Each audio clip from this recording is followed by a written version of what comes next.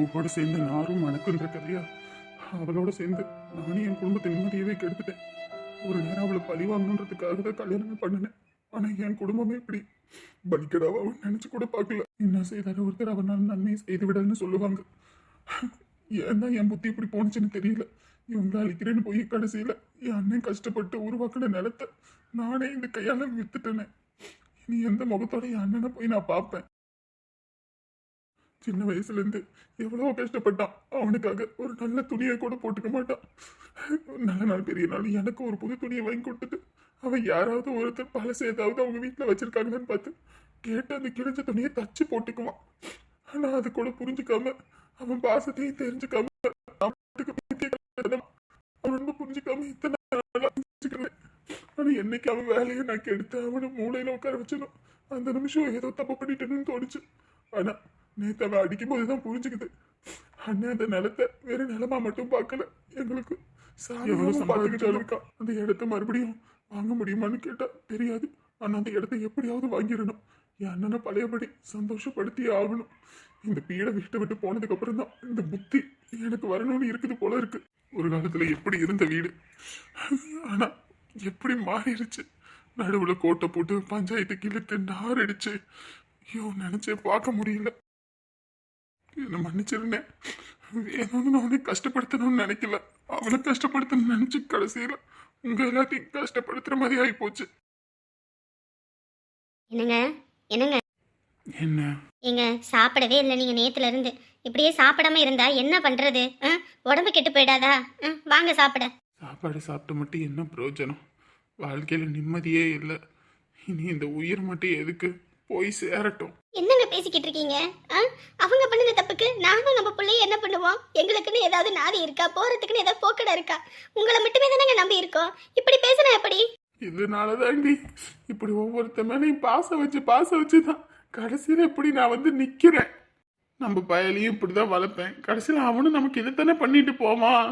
என்னங்க பேசிக்கிட்டு இருக்கீங்க? ஹேய் மல்லிகா, இது கலிகாலம்டி, கலிகாலம். பையன் மாதிரி வளர்த்தவனே நம்மள மூட வச்சு நல்லா மூக்கறுத்து விட்டான். இதுல நம்ம பையன் மட்டும் என்ன பண்ணுவான்? அவனும் அதே தானே பண்ணுவான். என்னங்க இப்படி பேசுறீங்க? ஏண்டி அவ்வளோ ஆசைப்பட்டு வளர்த்த நலண்டி அது. எத்தனை நாள் தெரியுமா? சோறு தண்ணியே இல்லைனாலும் அந்த மண்ணில் போய் கொஞ்ச நேரம் போய் படுத்திருந்தா ஏதோ என் அப்பாவோட மடியில படுத்திருக்க மாதிரி ஒரு உணர்வு கொடுக்கும்டி. அது விவசாய நிலம் இல்லடி, என் உயிர், என் உயிர். அது என்னைக்கு என் கையை விட்டு போனுச்சோ அன்னைக்கே நான் செத்து நடப்படமா தான் இருந்தேன். ஒவ்வொரு நேரமும் தோட்டத்துக்கு போறேன்னு இங்க நின்று அங்க வெறுக்க பார்த்துக்கிட்டே நிற்பேன். ஆனா இன்னைக்கு அப்படியாப்பட்ட நிலத்தை வித்துட்டான்னு தெரிஞ்சதுக்கு அப்புறம் எதுக்கடி இந்த உயிர்? பாருங்க சாப்பிட சொன்ன சாப்பிடாம ஏதேதோ பேசிக்கிட்டு இருக்காரு. நான் பேசிக்கிறேன். ஏன் குமார், இப்ப எதுக்குடா நீ அழுதுட்டு கிடக்குற? எப்படிமா அழாம இருக்க முடியும்? இவன் நல்லா இருக்கணும்னு தானம்மா அதை கொடுத்தேன். இவன் இப்படி நாசம் பண்ணுவேன்னு தெரியாம போச்சேம்மா. என்னம்மா சொல்லி இடத்த வாங்கினாங்க?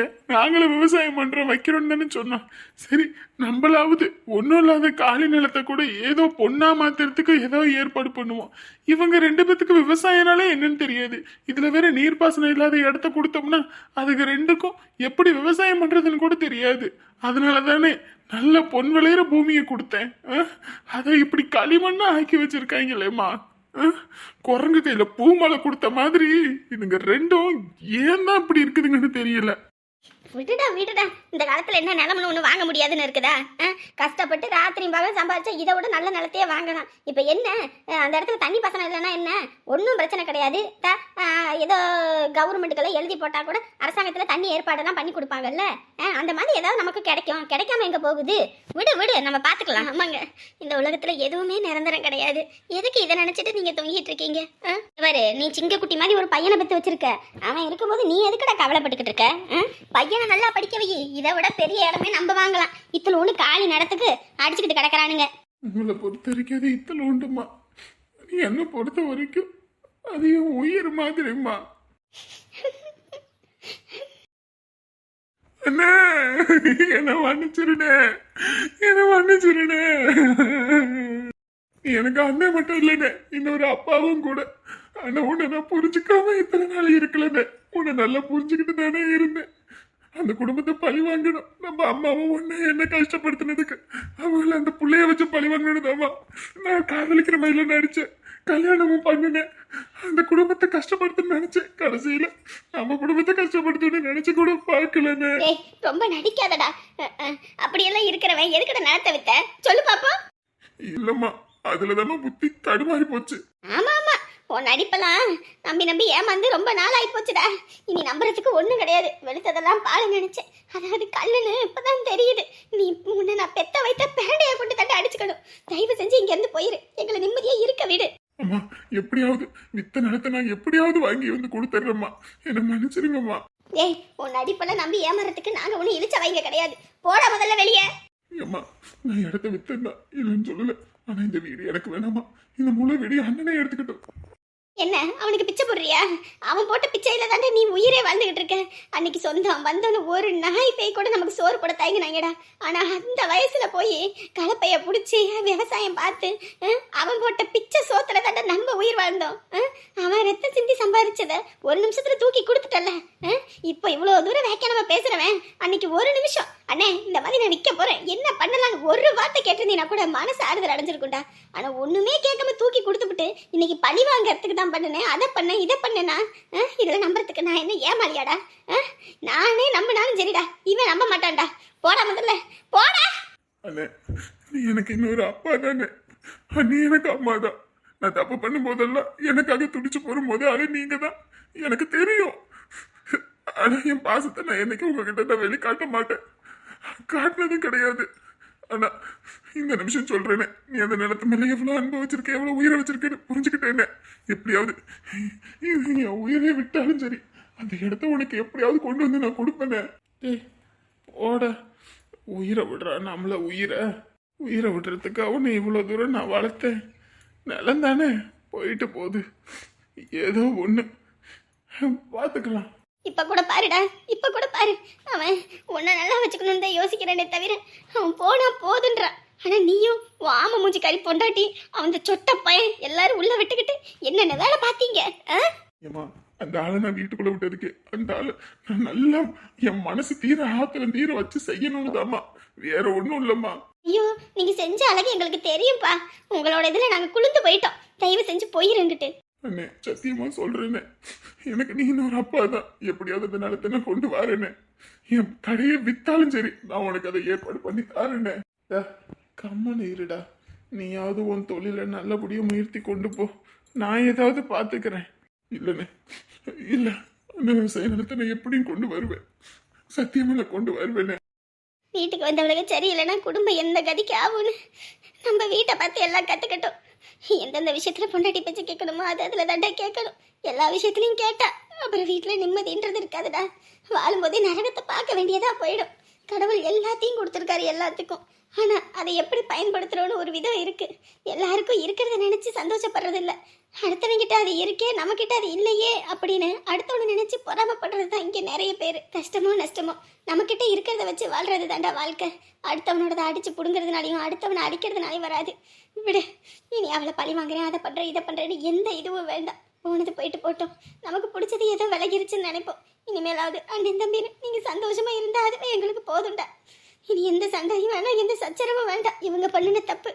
உன்னோட தொழிலை கற்றுக்கிட்டு உனக்கே போட்டியை கரைய வச்சது. நீ இவங்களுக்கு பண்ணின தப்பு அந்த நிலத்தை வித்தது. ஆளாளுக்கு ஒவ்வொரு தப்பு பண்ணிட்டீங்க. இனி விடுங்க. எதுவும் தலைமீறி போகிறதுக்குள்ள ஏதோ பாதியிலேயே நமக்கு எல்லாம் தெரிஞ்சு புரிஞ்சுக்கிட்டோமே.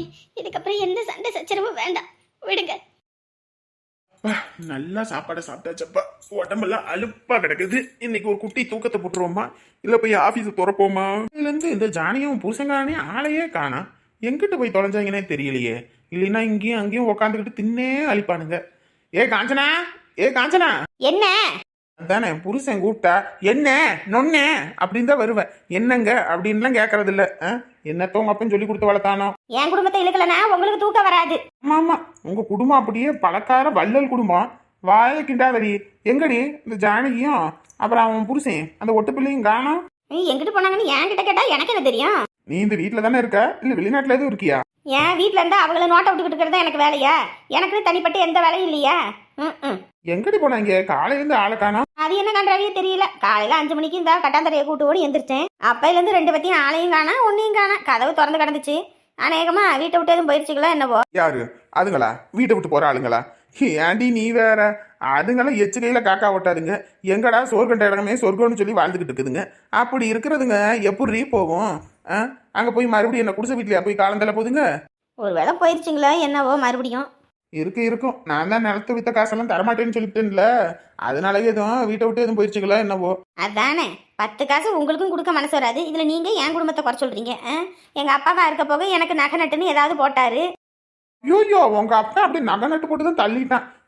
நானும் சின்ன பிள்ளையிலேருந்து பார்க்குறேன் இப்போ வரைக்கும். உங்க அப்பா ஒரு நாள் வேலை செஞ்சான்றதை நான் பார்த்தது கிடையாது. வேலை செய்யறதுனாலே வலிக்கும். காலத்துக்கு வேலைக்கே போகாம காலத்தை ஓட்டி விட்டதுன்னு அது உங்க அப்பன் தாண்டி. அதுலயும் 10 ரூபா கூட உங்க அப்பன் செலவு பண்ணான்னு சொல்லாத. எல்லாம் சந்தோஷோட சம்பள காசு சுரண்டி போட்டு செலவு பண்ணா. இது ஒரு பெரிய கம்பசுத்திரமே நீ சொல்லுவ. எங்க அப்பாவும் இருக்கலன்னா உங்களுக்கு தூக்கம் வராது. உண்மையை சொன்னா சில காலம் கசக்கத்தாண்டி செய்யும். இப்ப எதுக்கு என்ன கூப்பிட்டீங்க? ஏண்டி கார் வாங்கணும்னு நம்ம புள்ள நீயே நான் அப்புறம் நம்ம வீட்டுக்கு வர போறோம் மாப்பிள்ள. நம்ம 4 பேர் அப்புறம் பேர பிள்ளைங்க போற மாதிரி ஒரு கார் நல்ல சொகுசு காரா ஒன்று பார்த்து வச்சிருக்கேன். போனோம்னா வாங்கிட்டு வந்துடலாம். கிளம்பு போயிட்டு வருவோம்.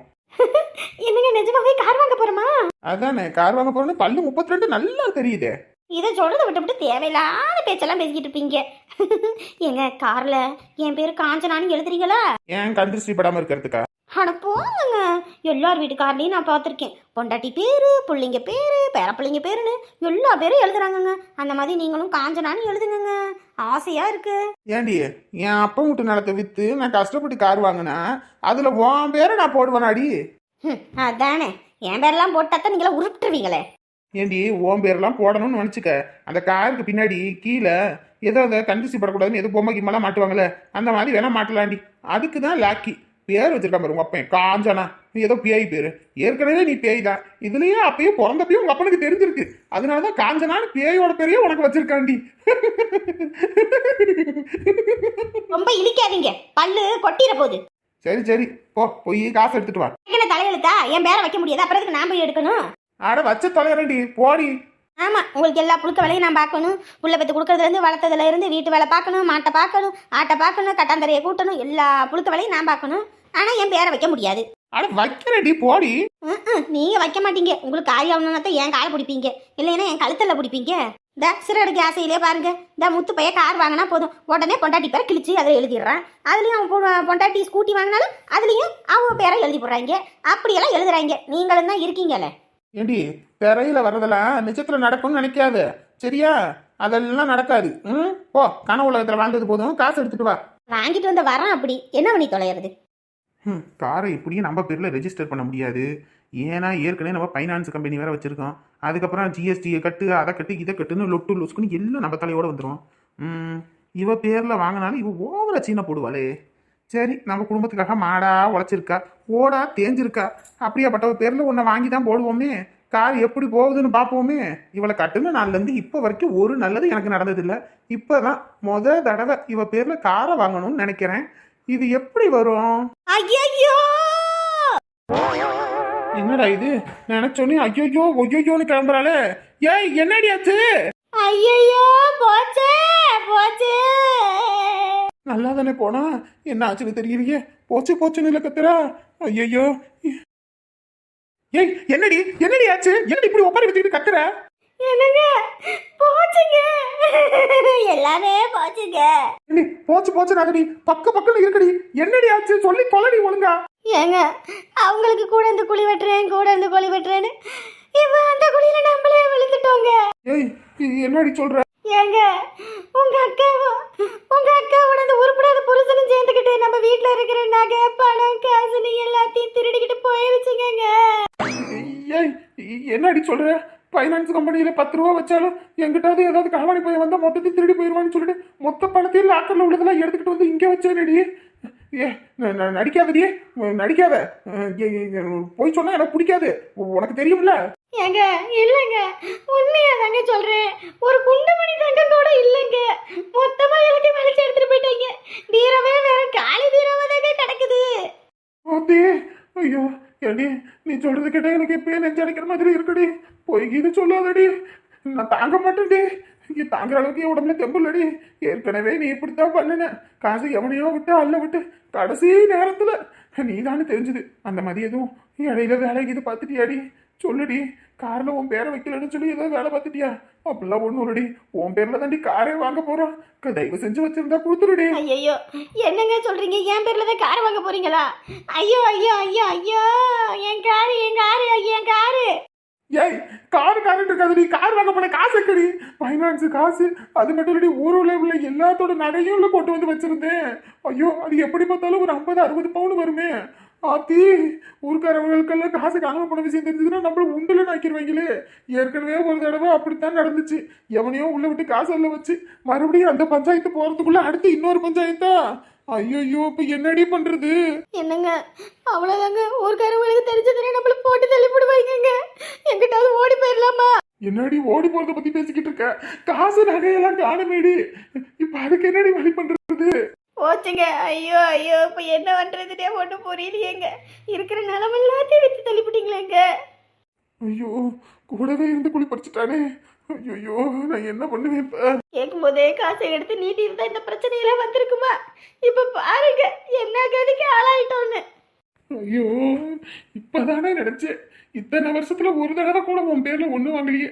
உன் பேர்ல வாங்குவோன்னு நினைச்ச பாவத்துக்கா மொத்தத்தையும் சுரண்டி எடுத்துக்கிட்டு போயிட்டாங்க. ஐயோ ஆண்டவனே. எங்க போலீஸ்ல கம்ப்ளைண்ட் கொடுப்போங்க, போலீஸ்ல கம்ப்ளைண்ட் கொடுப்போங்க. ஏண்டி, ஏற்கனவே போலீஸ் ஸ்டேஷன்ல வாங்கின போத பத்தாத மேற்கொண்டு போலீஸ் ஸ்டேஷன்ல போய் கம்ப்ளைண்ட் கொடுத்து மேற்கொண்டு வாங்க சொல்றியா? அதுவும் இல்லாம அந்த போலீஸ்காரர் ஏற்கனவே நான் போய் கேஸ் கொடுத்தேன் அவங்க மேலன்னு அந்த ஆளுக்கு நல்லா தெரியும். மறுபடியும் அவங்க எடுத்துட்டு போனாங்கன்னு சொன்னா போலீஸ்காரங்க கூட நம்ப மாட்டாங்கடி. இப்ப என்னடி பண்றது? அதுக்குன்னு அவ்வளோ பணம் அவ்வளோ நகை நட்டுன்னு எல்லாத்தையும் களவாண்டுட்டு போயிருக்காங்க. என்னங்க எப்படி பேசிக்கிட்டு இருக்கீங்க? 1 பவுனா 2 பவுனா, பிள்ளைக்குன்னு சேர்த்து வச்சிருந்த 40 பவுன், அவங்கள்ட்ட வாங்கின 60 பவுன், 23 லட்சம், அதுக்கப்புறம் ஃபைனான்ஸ் கம்பெனில இருந்து ஒரு 10 லட்சம், மொத்த பணத்தை களவாண்டுட்டு போயிருக்காங்களேங்க. என் தலையில இடி ஆக்கிட்டியப்பா. என்ன பண்றது ஒன்றும் புரியலையே. யார்கிட்ட போய் நான் கேட்க? என்ன பண்ண? ஏங்க ஏதாவது பண்ணுங்கங்க. 1 ரூபாயா 2 ரூபாயா ஏதாவது பண்ணுங்க. ஐயோ, ஊருக்காரங்க எல்லாம் காசு பணம் ஃபைனான்ஸ் கம்பெனியில காணானோடையுமே அதையே நொறுக்கிவிட்டாங்க. அதை சரி பண்றதுக்கே 3 லட்சம் 4 லட்சம் ஆனிச்சு. இப்ப வீட்டுல வச்சிருந்த காசு பணம் காணானா நான் தான் ஒளிய வச்சிருக்கேன்னு நினைச்சு போலீஸ்ல கம்ப்ளைண்ட் கொடுப்பாங்க. என்னையும் வீட்டையும் உடச்சு தள்ளிடுவாங்க. ஐயோ, என்ன பண்றது ஏது பண்றது? என்னோட பேராசை இன்னைக்கு எனக்கு பேரழிவா வந்து நிக்குது. பெத்த பிள்ளைங்கன்னு 3 பேர் இருந்தும் 3 பேராலையும் முச்சந்தியில நான் வந்து நிக்கிறேன். இந்த உமாவை நான் என்னைக்கும் மன்னிக்க மாட்டேன். அன்னைக்கு உடம்பு சரியில்லாம இருக்கும்போது அனாதையா இருக்கும்போதே காசு கொண்டு வரேன்னு சொல்லிட்டு நடிச்சுக்கிட்டு இருந்தவ தானே. இனி அவளை நான் சும்மாவே விட மாட்டேன். சந்தோஷம் கூட அன்னைக்கு ஆஸ்பத்திரியில் செலவுக்கு காசு கொடுத்தான். அதுவும் இல்லாம அவன் நம்ம பிரச்சனைக்கே வரதில்லை. அவனை விட்டு தொலைவான். ஆனா அந்த காஞ்சனாவையும் இந்த உமாவையும் நான் சும்மாவே விட மாட்டேன். ஏ உமா, அந்த கடை இருக்குன்னு தானே நீ இவ்வளவு ஆணவத்தில் ஆடிக்கிட்டு இருக்க. இன்னைக்கு ராத்திரியா அந்த கடையே இல்லாம ஆக்கிடுறேன். பஞ்சு கடை இனி 10கிட்டு எரிய போகுது. ஒவ்வொருத்தரைய என்னென்ன பண்றேன் பாரு. இன்னைக்கு ராத்திரியோட எப்படி? இன்னைக்கு ராத்திரியோட உங்க 2 பேர் ஆட்டமும் க்ளோஸ். இருந்தாலும் நம்மளும் என் அப்பா பேச்சு கேட்டுக்கிட்டு ரொம்ப தப்பு பண்ணிட்டோம். இன்னைக்கு மண்டை பொழந்து மண்டை வீங்கி கட்டுனது தான் மிச்சம். என் புருஷன் பேச்சு கேட்டு ஒழுங்கா இருந்திருக்கணும். அதை விட்டு ஆணவத்தில் ஆடி எல்லா வேலையும் பார்த்ததுக்கு கடவுளாக பார்த்து நல்லா கூலியை கொடுத்துவிட்டான். இதுக்கப்புறமும் நம்ம ஒழுங்கா இல்லைன்னா அவ்வளோத்தான். ஐயோ ஆண்டவனே, எப்படியாவது புருஷங்கிட்ட மன்னிப்பை கேட்டு அவங்க காலில் கையிலையாவது விழுந்து வீட்டுக்குள்ளே சேர்ந்துடணும். இல்லைன்னா போகிறதுக்கு போக்கடை இல்லாமல் நதியத்து போயிடுவோம். ஐயோ அம்மா, மண்டை சும்மா வின்னு தெரிக்குதப்பா, முடியலை. ஐயோ ஆண்டவனே, அம்மா.